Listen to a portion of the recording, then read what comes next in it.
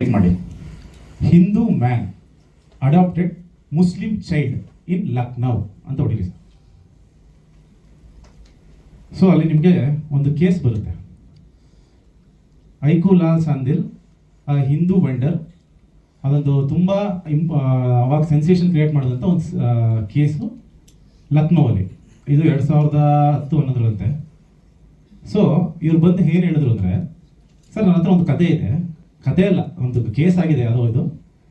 ಅದನ್ನ ಏನಂದರೆ ಟಿ ಅಂಗಡಿಯಲ್ಲಿ ಯಾವುದೋ ಒಬ್ಬ ಹಿಂದೂ ಒಂದು 45 ವರ್ಷದವನು ಟಿ ಅಂಗಡಿಯಲ್ಲಿ ಇರ್ತಾನೆ, ಟಿ ಅಂಗಡಿ ನಡೆಸ್ಕೊಂಡಿರ್ತಾನೆ. ಅವನಿಗೆ ಯಾವುದೋ ಒಂದು ಮುಸ್ಲಿಂ ಮಗು ಸಿಗುತ್ತೆ, ಬೀದಿಲೆಲ್ಲ ಒಂದು ಮುಸ್ಲಿಂ ಮಗು ಸಿಗುತ್ತೆ. ಆ ಮಗುನ ಸಾಕೊಂಡಿರ್ತಾನೆ. ಆಮೇಲೆ ಅವ್ರ ಪೇರೆಂಟ್ಸ್ ಬಂದ್ಬಿಡ್ತಾರೆ. ಪೇರೆಂಟ್ಸ್ ಬಂದಮೇಲೆ ಅದನ್ನು ಕ್ಲೇಮ್ ಮಾಡಿದ್ರು. ಆಮೇಲೆ ಅದು ಹಿಂದೂ ಮುಸ್ಲಿಮರು ಅಲ್ಲ, ಮುಸ್ಲಿಂ ಮಗು ಹಿಂದೂ ಸಾಕಾಗಿಲ್ಲ ಅಂತ ಅಲ್ಲ ಆಯಿತು, ಇಲ್ಲ ಹಿಂದೂ ಹಾರ್ಮೋನಿ ಇರಬೇಕು ಹಂಗೆ ಹಿಂಗೆ ಅಂತ ಜಡ್ಜ್ ಎಲ್ಲ ಹೇಳಿ ಇವರೇ ಕೊಟ್ಟರು ಅಂತ ಹಿಂಗೆ ಆಗಿತ್ತು ಅಂದರು. ಇಲ್ಲ ಒಳ್ಳೆ ಕತೆ ಸರ್ ಮಾಡಿ ನೀವು. ನಾನು ಅವ್ರೇನು ಹೇಳಿದ್ರಲ್ಲಿ ಸೇಮ್ ಕಾನ್ಸೆಪ್ಟ್ ಅಲ್ಲಿ ಏನು ಹುಡುಗ ತಂದೆ ಮಗ ಏನು ಅವ್ರು ಹೇಳ್ತಾರಲ್ಲ ಅದಲ್ಲ, ತಂದೆ ಮಗಳದು ಕತೆ ನಾನು ಮಾಡ್ಕೊಂಡಿದ್ದೀನಿ. 2022 ಫೆಬ್ರವರಿ 11ನೇ ತಾರೀಕು ಫೀಚರ್ ರಿಲೀಸ್ ಆಗಿರೋದ್ರಲ್ಲಿ ಕೊನೆ ಸೀನ್ ಆದಿ ಬಂದು ಒಂದು ಹೆಣ್ಮಗುನ ದತ್ತು ತಗೋತಾನೆ ಅಲ್ವಾ, ಹೆಣ್ಮಗುನ ದತ್ತು ತಗೊಂಡಿರ್ತಾನೆ. ಸೊ ನನ್ನ ಸಿನಿಮಾದ conflict, a single male parent cannot adopt a girl child. ಇದು ನನ್ನ ಕಾನ್ಸೆಪ್ಟ್ ಸಿನಿಮಾದ. ನಾನು ಅಲ್ಲಿ ಹೇಳಿದ್ದೀನಲ್ಲ ಸೇಮ್ ಕಾನ್ಸೆಪ್ಟ್ ಅಂತ. ನಾನೇನು ಅವ್ರಿಗೇನು ಸುಳ್ಳು ಹೇಳಿಲ್ವಲ್ಲ. ನಾನು ಆಮೇಲೆ ಇನ್ನೊಂದು ಮಾತು ಹೇಳಿದೆ ಅವ್ರಿಗೆ, ಈ ಕತೆ ಚೆನ್ನಾಗಿದೆ ನೀವು ಮಾಡಿ. ಈಗ ಒಂದು ಥ್ರಿಲ್ಲರ್ ಸಬ್ಜೆಕ್ಟ್ ಬರುತ್ತೆ ಸರ್. ಒಂದು ಥ್ರಿಲ್ಲರ್ ಸಬ್ಜೆಕ್ಟ್ ಬಂದಾಗ ನಾನು ಬರ್ಕೋತಾ ಇರ್ತೀನಿ, ಒಂದು ಸೈಕೋ ಥ್ರಿಲ್ಲರ್ ಅಂತ ಅಂದ್ಕೊಳ್ಳಿ. ಸೊ ಸೈಕೋ ಕಿಲ್ಲರ್ ಕಥೆಯಲ್ಲಿ ಅಂದರೆ ಯಾರೋ ಬಂದು ನನಗೊಬ್ಬ ಹೇಳ್ತಾನೆ, ಸರ್ ಒಂದು ಸೈಕೋ ಥ್ರಿಲ್ಲರ್ ಸರ್, ನಿಮಗೆ ಒಂದು ಸೈಕೋ ಥರ ಆಡ್ತಾ ಇರ್ತಾನೆ, ಎಲ್ಲ ಸಾಯಿಸ್ತಾ ಇರ್ತಾನೆ, ಏನಿಗೆ ಸಾಯಿಸ್ತಿದ್ದಾನೆ ಗೊತ್ತಾಗಲ್ಲ. ಸೊ ಮೇ ಬಿ ಅದನ್ನು ಪೊಲೀಸ್ ಕಂಡುಹಿಡಿತಾನೆ ಸರ್, ಇದು ಸರ್ ಅಂತಾನೆ.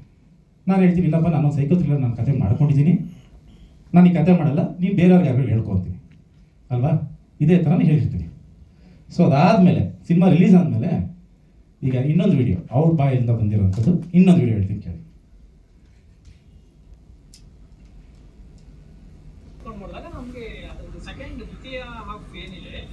ಕಂಪ್ಲೀಟ್ಲಿ ನಮ್ಮ ಕಥಾಂಗದ ಮೇಲೆ ಆ ಸಿನಿಮಾ ನಿಂತಿದೆ ಅನ್ನೋದು ನಮಗೆ ಕನ್ಫರ್ಮ್ ಆಯಿತು. ಕೋರ್ಟ್ ರೂಮ್ ಡ್ರಾಮಾ ಇರ್ಬೋದು, ಇಂಟ್ರೋ ಬ್ಲಾಕ್ ಇರ್ಬೋದು, ಆ ಔಟ್ಲೈನ್, ಯಾಕಂದ್ರೆ ಅವ್ರ ಬ್ಯಾಕ್ ಡ್ರಾಪ್ ಬೇರೆ ಇದೆ, ಅವ್ರಿಗೆ ಕಟ್ಕೊಟ್ಟ ಪರಿಸರ ಬೇರೆ ಇದೆ, ನಮ್ಮ ಕತೆ ಪರಿಸರ ಇದೆ, ಡೈಲಾಗ್ ಎಲ್ಲ ಬೇರೆ ಇದೆ.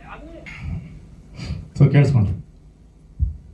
ಈಗ ಅದೇ ಆ ಥ್ರಿಲ್ಲರ್ ಸಬ್ಜೆಕ್ಟ್ಗೆ ಬಂದ್ಬಿಟ್ಟು, ಸರ್ ಈ ಕತೆ ಸೇಮ್ ಮಾಡ್ಬಿಟ್ಟಾರೆ ಸರ್. ಏನು ಸರ್ ಕತೆ? ಅದೇ ಸರ್ ನೀವು ಥ್ರಿಲ್ಲರ್ ಮಾಡ್ಬಿಟ್ಟಿದ್ದೀರಾ, ಇದು ಕ್ರೈಮ್ ಯಾವುದೋ ಸೈಕೋ ಥ್ರಿಲ್ಲರ್. ಹೌದಾ, ಏನು ಮಾಡಿದ್ದೀನಿ ಸರ್? ಇಲ್ಲ ಅವ್ನು ಎಲ್ಲಾದ್ರೂ ಕೊಲೆ ಮಾಡ್ತಿರ್ತಾನೆ ಸರ್. ನಾನು 15 ಸಲ ಹೇಳಿದ್ದೀನಿ ಸರ್, ನಾನು ಸೈಕೋ ಥ್ರಿಲ್ಲರ್ ಮಾಡ್ತೀನಿ, ನಾನು ಕೊಲೆನೇ ತಾನೇ ಮಾಡ್ತಾನೆ, ಇನ್ನೇನು ಮಾಡ್ತಾನೆ? ಇಲ್ಲ ಸರ್ ಅದ್ರ ನಾನು ಅದರಲ್ಲಿ ಪೊಲೀಸ್ನವ್ರು ಹುಡ್ಕೊಂಬಂದಿದ್ದ, ಇದರಲ್ಲಿ ನೀವು ಪೊಲೀಸ್ನವ್ರು ಹುಡಿಸ್ಬಿಟ್ಟಿದ್ದೀರಾ. ಕೊಲೆ ಆದ್ಮೇಲೆ ಪೊಲೀಸ್ನವರೇ ಬರ್ತಾರೆ, ಇನ್ನೇನು ಬರ್ತಾರೆ? ಏನಾದರೂ ಲಾಜಿಕ್ ಇದೆಯೋ ಹೇಳೋ ಮಾತಲ್ಲಿ? ಅಲ್ಲೇ ಯಾರೋ ಮೀಡಿಯಾದವ್ರು ಪಾಪ ತುಂಬ ಚೆನ್ನಾಗಿ ಕೇಳಿದ್ರು, ಸರ್ ಸ್ಕ್ರೀನ್ ಪ್ಲೇ ಏನಾದ್ರು ನಿಮ್ಮ ಥರನೇ ಇದೆಯಾ ಅಂದರು. ಇಲ್ಲ ಸ್ಕ್ರೀನ್ ಪ್ಲೇ ಎಲ್ಲ ಏನಿಲ್ಲ. ಹೌದಾ, ಓಕೆ ಸರ್. ಸೀನ್ಸ್ ಯಾವ್ದಾರು ತಗೊಂಡಿದ್ರಿ? ಇಲ್ಲ ಯಾವ ಸೀನು ತಗೊಂಡಿಲ್ಲ. Okay sir. ಡೈಲಾಗ್ಸು? ಯಾವ ಡೈಲಾಗ್ಸು ಇಲ್ಲ. ಮತ್ತೆ ಏನಯ್ಯ ನಿಂದು, ಏನಕ್ಕಯ್ಯ ಬಂದಿದೆಯಾ? ಲವ್ ಮಾಕ್ಟೇಲ್ನ ನಿಲ್ಲಿಸಿ ಗೆಲ್ಲಿಸಿ ಪ್ರತಿ ಒಂದು ಎಫರ್ಟ್ ನಾವು ಎಷ್ಟು ಹಾಕಿದ್ದೀವಿ ನಮಗೆ ಗೊತ್ತು. ಅದು ನನ್ನ ಲವ್ ಮಾಕ್ಟೇಲ್ ಇವತ್ತೇನು 2019-20 ರಿಲೀಸ್ ಆಯಿತು, ಅದನ್ನು ನೀವು ಬರೀ ಸಕ್ಸಸ್ನ ನೋಡಿರ್ತೀರ. ಆ ಲವ್ ಮಾಕ್ಟೇಲ್ ಆಗೋಕ್ಕೆ ಅದಕ್ಕೆ ಹಿಂದೆ 10 ವರ್ಷ ನಾವು ಏನು ಕಷ್ಟಪಟ್ಟಿದ್ದೀವಿ. ಆ ಲವ್ ಮಾಕ್ಟೇಲ್ ಸುಮ್ಮನೆ ಆಗಿಲ್ಲ, ಆ ಫ್ರಾಂಚೈಸಿ 3 ಸಲ ಸುಮ್ಮನೆ ಬಂದಿಲ್ಲ. ನಮ್ಮ ಎಫರ್ಟ್ ಅಷ್ಟು ವರ್ಷದಿಂದ ನಾವು ಹಾನೆಸ್ಟಾಗಿ ಎಫರ್ಟ್ ಮಾಡ್ಕೊಂಡು ಬಂದಿರೋದಕ್ಕೆ ಇವತ್ತು ನಾವು ಬಂದಿಲ್ಲಿ ಕೂತಿರೋದು. ಇವಾಗ ಯಾರೋ ಬಂದ್ಬಿಟ್ಟು ಅಂದ್ಬಿಟ್ರೆ, ಬೇರೆ ಯಾರೋ ಚೆನ್ನಾಗಿ ಕೇಳಿದ್ರಲ್ಲ ಪ್ರಶ್ನೆ, ಸರ್ ಏನಾರ ಡೈಲಾಗ್ ಇದೆಯಲ್ಲ? ಯಾವ ಡೈಲಾಗ್ ಇಲ್ಲ, ನೀವೇ ಅನ್ಸತ್ತಲ್ಲ. ಸೊ ಇಲ್ಲಿ ಆ್ಯಕ್ಚುಲಿ ನಾನು ವಾದ ಮಾಡೋಕ್ಕಿಂತ ಅವರೇ ಎಲ್ಲರೂ ಹೇಳ್ಬಿಟ್ಟಿದ್ದಾರೆ. ಆ್ಯಂಡ್ ಇನ್ನೊಂದು ತುಂಬ ಚೆನ್ನಾಗಿ ಹೇಳಿದ್ದಾರೆ ಆ್ಯಕ್ಚುಲಿ. ಸರ್ ಏನಕ್ಕೆ ಬಂದಿದ್ದೀರಾ ಸರ್, ಏನು ಬೇಕು? ಇಲ್ಲ ಯಾವ ಕಥೆಗಾರರಿಗೂ ಯಾವ ರೈಟ್ರಿಗೂ ಅನ್ಯಾಯ ಆಗಬಾರ್ದು ಸರ್. ಇದೊಂದು ಮಾತ್ರ ನೀವು ತುಂಬ ಕರೆಕ್ಟಾಗಿ ಹೇಳ್ತಾರೆ, ಯಾವ ನಿಜವಾದ ರೈಟ್ರ್ಗಳಿಗೆ ಅನ್ಯಾಯ ಆಗಬಾರ್ದು. ಡಾರ್ಲಿಂಗ್ ಕೃಷ್ಣ ಬರೀ ಡೈರೆಕ್ಟರ್ ಅಂತ ಅಂದ್ಕೊಂಡವ್ರು ಪುಣ್ಯಾತ್ಮರು. Darling Krishna is a writer director. ನಾನು ಡೈರೆಕ್ಟ್ ಮಾಡೋಕ್ಕಿಂತ ಮುಂಚೆ ಐ ಆಮ್ ಅ ರೈಟರ್.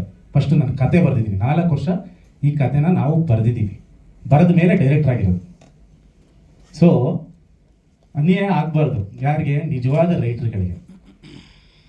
ಯಾವುದು ಸೋಷಿಯಲ್ ಮೀಡಿಯಾದಲ್ಲಿ ಸಿಗೋ ಕತೆ ಹಿಡ್ಕೊಂಡು, ಗೂಗಲ್ನಲ್ಲಿ ಸಿಗೋ ಕತೆ ಹಿಡ್ಕೊಂಡು ಬಂದ್ಬಿಟ್ಟು ಇದು ನನ್ನ ಕತೆ ಅಂತ ಹೇಳ್ತಾವ್ರಲ್ಲ, ಇವ್ರಿಗೆ ಏನಾದರೂ ತಲೆಯಲ್ಲಿ ಕಾಮನ್ ಸೆನ್ಸ್ ಅನ್ನೋದ್ರಲ್ಲಿ ಇದೆಯಾ? ಒಬ್ಬರದ್ದು ನಮ್ಮ ಕತೆ ಅಂತ ಕ್ಲೈಮ್ ಮಾಡೋದಕ್ಕೆ ಒಂದು ನಾವು ಬರೀಬೇಕು ಅದನ್ನು, ಆ ಆಲೋಚನೆ ನಮ್ದಾಗಿರ್ಬೇಕು. ಗೂಗಲಲ್ಲಿ ಆ ಕತೆ ಎಷ್ಟು ಸೆನ್ಸೇಷನ್ ಕತೆ 2011 ನಡೆದಿರೋ ಲಕ್ನೋ ಕೇಸ್ನ ತಗೊಂಡ್ಬಂದ್ಬಿಟ್ಟು ನಾನು ಬರೆದಿರೋದು ನಿಮಗೆ ನಿಮ್ದು ತಗೊಂಡಿದ್ದೀರಾ, ಏನೋ ಆಯ್ತಪ್ಪ, ಯಾವ್ದಾದ್ರು ಒಂದು ಸೀನ್ ಇದೆ ಹೇಳೋದು, ಯಾವ ಸೀನ್ ಇಲ್ವಂತೆ, ಏನೋ ಒಂದು ಡೈಲಾಗ್ ಇದ್ದಾರೆ, ಯಾವ ಡೈಲಾಗ್ ಇಲ್ವಂತೆ, ಯಾವ ಡೈಲಾಗ್ ಇಲ್ಲ, ಯಾವ ಸೀನ್ ಇಲ್ಲ, ಈ ಸ್ಕ್ರೀನ್ ಪ್ಲೇನೇ ಬೇರೆ, ಬ್ಯಾಕ್ ಡ್ರಾಪೇ ಬೇರೆ ಅಂದಮೇಲೆ ಇನ್ನೇನು ಪ್ರಾಬ್ಲಮ್ ಏನಿದ್ದು? ಸಿಂಪಲ್ ಅಲ್ವಾ, ಒಂದು ಒಳ್ಳೆ ಸಿನಿಮಾ ಮಾಡುವ ಹೆಸರು ಮಾಡ್ಬೋದಲ್ವಾ? ಗೊತ್ತು ಈಗ ಅವ್ರ ಸಿನಿಮಾಗಳು ಬರ್ತಾ ಇದೆ, ಪಾಪ ಅವ್ರಿಗೂ ಪ್ರಮೋಷನ್ ಬೇಕು, ಅದಕ್ಕೆ ನಮ್ಮ ಸಿನಿಮಾ ಮುಖಾಂತರ ಪ್ರಮೋಷನ್ ಯಾಕೆ ತಗೋತೀರಾ? ನಾವು 2000 ಅಷ್ಟು 10ರಿಂದ ಒಂದು ದಿನನೂ ಒಂದು ಸದಿನೂ ಬಂದು ಈ ಥರದೊಂದು ಪ್ರೆಸ್ ಮೀಟ್ ಮಾಡಿಲ್ಲ ನನ್ನ ಜೀವನದಲ್ಲಿ. ಫಸ್ಟ್ ಟೈಮ್ ಬಂದಿರೋದು ಈ ಥರ. ನಮಗಲ್ಲಿ ಅಷ್ಟು ದೊಡ್ಡ ಸಕ್ಸಸ್ ಆಗಿದೆ ಸಿನಿಮಾ, ಅದನ್ನು ಎಂಜಾಯ್ ಮಾಡೋಣ ಅಥವಾ ಇವ್ರುಗಳ ಕೇಳೋ ಆನ್ಸರ್ನ ಉತ್ತರ ಕೊಡೋಣ. ಮೊನ್ನೆ ಯಾರೋ ಒಂದು ಚೆನ್ನಾಗಿತ್ತು, ಸುನೇನಾ ಸುರೇಶ್ ಅವರು ಒಂದು ಅದ್ಭುತವಾಗಿ ಸಿನಿಮಾವನ್ನು ನೋಡ್ಬಿಟ್ಟು ಟೈಮ್ಸಲ್ಲಿ ಇದ್ರಲ್ಲ, ಇನ್ಸ್ಟಾಗ್ರಾಮ್ ಅಷ್ಟು ಚೆನ್ನಾಗಿ ಬರೆದಿದ್ದಾರೆ, ಸಿನಿಮಾ ಅಷ್ಟು ಇಷ್ಟ ಆಯ್ತು, ಇಷ್ಟ ಆಯಿತು ಅಂತ. ಕೆಳಗಡೆ ಒಂದು 5 ಕಾಮೆಂಟ್ ಇದೆ, ಅದ್ರಲ್ಲಿ ಒಬ್ಬ ಕಾಮೆಂಟ್ ಆಗ್ತಾನೆ, ಸೆಕೆಂಡ್ ಹಾಫ್ ಕದ್ದವ್ರೆ ಅಂತ ಆಗ್ತಾನೆ. ಯಾರು ಸರ್ ಕದ್ದಿರೋದು ಇದು? ಒಬ್ಬ ಮೇಕರ್ಗೆ ಇದಕ್ಕಿಂತ ಒಂದು ಅವಮಾನ ಮಾಡೋದಿದೆಯಾ? ನಾನು ದೊಡ್ಡ ರೈಟ್ರು ಅಂತ ಏನೋ ಹೇಳ್ಕೊಂಡು ತಿರುಗಾಡ್ತವ್ರಲ್ಲ, ನಮಗೆ ಎಷ್ಟು ಮರ್ಯಾದೆ ಹೋಗಿದೆ ಹೇಳಿ. ನಾನು ಅದಕ್ಕೋಸ್ಕರ mister the legendary director Gurudesh Pandey and the legendary writer the so called Raghavendra N Nayak ಇವ್ರ ಮೇಲೆ ಲೀಗಲ್ ಆಗಿ ನಾನು ಆ್ಯಕ್ಷನ್ ತಗೋತಾ ಇದ್ದೀನಿ. ಸೊ ಯಾವ ಕಾಂಪ್ರಮೈಸು ಮಾಡ್ಕೊಳ್ಳಲ್ಲ, ಏನೂ ಮಾಡಲ್ಲ. ಅದಕ್ಕೆ ನಾನೇನು ನಿನ್ನೆ ಮೊನ್ನೆ ಎಲ್ಲ ಸುಮ್ಮನೆ ಇದ್ದಿದ್ದು, ಆ ಲೀಗಲಿನೇ ತಗೊಂಡು ಹೋಗ್ಬೇಕು. ಯಾಕಂದರೆ ಇಂಥವ್ರಿಗೆಲ್ಲ ಉತ್ತರ ಹಂಗೆ ಕೊಡಬೇಕು. ನಿಮ್ದೇನೋ ಪ್ರಶ್ನೆ ಇದೆ ಕೇಳಿ ಸರ್.